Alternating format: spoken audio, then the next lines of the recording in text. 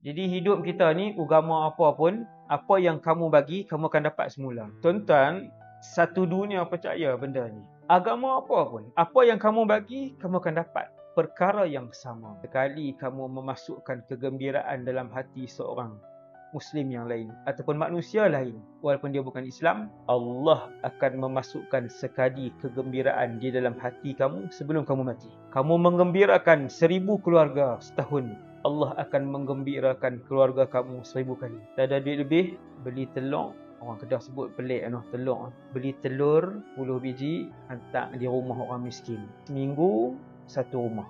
Cari rumah orang susah. Bukan mahal mana pun tuan. Untuk perut nafsu sendiri, macam-macam kita habiskan. Ingat tuan-tuan, sunnatullah, agama lain panggil karma, what you give you get it back. Semua agama ada kepercayaan ni. Apa saja kamu bagi, kamu akan dapat balik. Yang ni Nabi beritahu, Nabi kata, jangan sakiti orang lain supaya kamu tidak disakiti. Sekali tuan-tuan bagi orang jatuh, Allah akan bagi tuan-tuan jatuh sekali sebelum tuan-tuan mati. Dunia sebelum akhirat. Mesti dapat. Ini sunnatullah. Islam panggil sunnatullah. Undang-undang yang berjalan di atas muka bumi ini.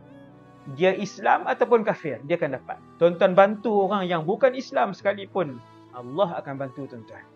Walaupun bukan Islam. Seronok tuan-tuan. Siapa faham kaedah ni, insya-Allah bahagia. Kita lalu tepi orang, kenal ke tak kenal, senyum kat dia. Bila kita senyum, dia kata, bagus orang ni, tak sombong. Dia suka tengok kita senyum kat dia. Berbandingan orang yang diciptakan untuk muka masam, dilahirkan untuk muka masam, yang ni sangat malang, rugi ni. Sebab kana Rasulullah sallallahu alaihi wasallam bassaman. Nabi seorang yang sangat suka senyum. Bukan duduk seorang-seorang senyum. Maksudnya sahabat kata, Abdullah bin Harith radhiyallahu anhu kata, ma ra'aitu ahadan aktsara tabassuman min Rasulillah sallallahu alaihi wasallam.